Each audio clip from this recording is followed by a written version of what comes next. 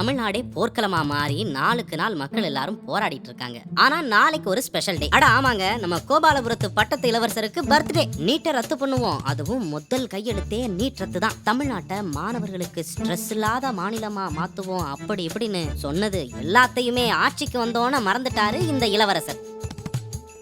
பெண்கள் பாதுகாப்பு இவரோட போஸ்ட்லயும் மட்டும்தான். ராத்திரியில இவர் என்னன்னா அவரோட வளர்ப்பு நாய் கூட போஸ்ட் போட்டுட்டு இருக்காரு. மின்சாரம், பால் இப்படி அத்தியாவசிய பொருட்கள் எல்லாமே விலை ஏறுது. இவரோ தனி விமானத்துல உல்லாச பயணம் போறாரு. மேடையில மட்டும் போல்டா பேசுற இளவரசர் கடைசி வரைக்கும் பேசிட்டு மட்டும்தான் இருக்காரே தவிர செயல்ல ஒண்ணும் இல்ல. செங்கல் முட்டையெல்லாம் காட்டி பிரச்சாரம் பண்ணி ஆட்சிக்கு வந்தாரு.